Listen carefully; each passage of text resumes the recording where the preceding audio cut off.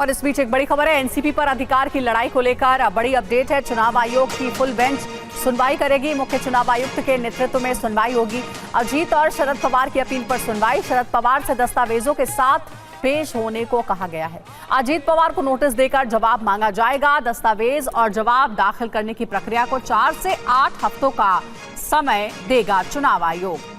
तो देखिए, एक बड़ी खबर आपको दे रहे हैं। महाराष्ट्र में जिस तरीके से सियासी उठापटक जारी है, कल आपने तस्वीर देखी, अजीत पवार गुट की भी एक बड़ी बैठक हुई, तो वहीं शरद पवार गुट ने भी शक्ति प्रदर्शन करते हुए एक बैठक ली और उसी बैठक की तस्वीर भी आपको दिखा रहे हैं, जिसमें अजीत पवार पर हमला भी बोला गया। अब एक अपडेट ये मिल रही है, एनसीपी पर अब अधिकार की लड़ाई जारी है दोनों ही गुटों की ओर से, और चुनाव आयोग की फुल बेंच इस पूरे मामले में सुनवाई करेगी। मुख्य चुनाव आयुक्त के नेतृत्व में होगी सुनवाई। पीयूष पांडे हमारे सहयोगी ज्यादा अपडेट के साथ हमारे साथ जुड़ गए। पीयूष, क्या अपडेट मिल पा रही है इस खबर के ऊपर? असली एनसीपी किसकी होगी अब इसकी लड़ाई?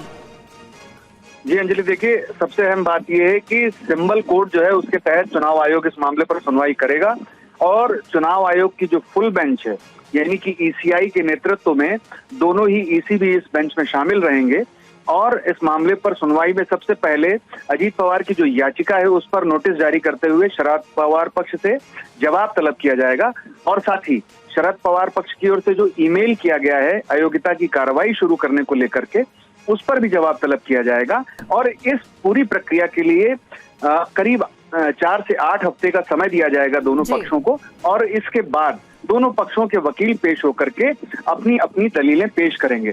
लेकिन इस प्रक्रिया में काफी समय लगेगा, करीब 3 महीने तो इस मामले में सुनवाई ही चलेगी। उसके बाद इस मामले में कोई निर्णय चुनाव आयोग की ओर से लिया जा सकता है। जी, यानी कि इतनी जल्दी ये नहीं क्लियर हो पाएगा कि असली एनसीपी किसकी होगी। अब चुनाव आयोग इस पूरे मामले पर फैसला सुनाएगा। बहुत शुक्रिया आपका पीयूष, पूरी जानकारी हम तक पहुंचाने के लिए। तो महाराष्ट्र में सियासी पारा हाई हो चुका है। शरद पवार और अजीत पवार के बीच एनसीपी पर कब्जे को लेकर लड़ाई चल रही है। नंबर गेम में भतीजे से पीछे रहने के बाद शरद पवार दिल्ली में खास रणनीति बनाएंगे। आइए देखते हैं इसी से जुड़ी एक रिपोर्ट। शरद पवार और अजीत पवार के बीच पावर गेम जारी है। चाचा भतीजे की लड़ाई में महाराष्ट्र की सियासत गरमाई हुई है। अजीत पवार ने सिर्फ एनसीपी में 2 फाड़ नहीं किए हैं, बल्कि महाराष्ट्र की सियासी तस्वीर ही बदल दी है। सिर्फ शरद पवार की ही नींद नहीं उड़ी है, उद्धव और एकनाथ शिंदे गुट में भी खलबली मची है। कांग्रेस में भी बैठकों का दौर जारी है। महाराष्ट्र में मिली हार के बाद शरद पवार अपनी पार्टी और चुनाव चिन्ह बचाने के लिए दिल्ली में पावर दिखाने में लगे हुए हैं। पवार गुट ने दिल्ली में राष्ट्रीय कार्यकारिणी की बैठक बुलाई है, जिसमें आगे की रणनीति पर चर्चा होगी। वहीं चुनाव आयोग में दोनों गुटों ने अर्जी दाखिल की है। अजीत गुट ने पार्टी और चुनाव चिन्ह पर दावा किया है, तो शरद गुट ने 9 विधायकों को अयोग्य घोषित करने के लिए अर्जी दी है। मुख्यमंत्री एकनाथ शिंदे के पार्टी में भी नाराजगी सामने आई है। शिंदे गुट के शिवसेना विधायकों की नाराजगी इस बात को लेकर है कि एनसीपी के आने से उनके खाते में आने वाले मंत्री पद और कम हो जाएंगे। विधायकों की नाराजगी दूर करने के लिए बैठक बुलाई गई है। अब देखना होगा कि महाराष्ट्र की सियासत में आगे और क्या क्या होने वाला है। तो वहीं मुंबई में अपने आवास से दिल्ली रवाना हुए हैं शरद पवार। आज दिल्ली में एनसीपी कार्यकारिणी की बैठक लेंगे पवार। मीटिंग में जयंत पाटिल, सुप्रिया सुले समेत एनसीपी के सांसद भी मौजूद रहेंगे। तो देखिए, बड़ी महत्वपूर्ण बैठक होने वाली है और आज दिल्ली में कहा जा रहा है कि शरद पवार आगे की रणनीति बनाएंगे। मीटिंग में जयंत पाटिल, सुप्रिया सुले समेत एनसीपी के कई सांसद भी मौजूद रहेंगे। तो कल पहले मुंबई में बैठक की गई और उसके बाद अब दिल्ली में बनेगी रणनीति। शरद पवार की बहुत ही महत्वपूर्ण बैठक।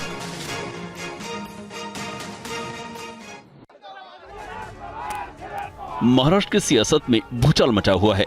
एनसीपी में महाटूट के बाद लगभग सभी दलों में खलबली मची हुई है।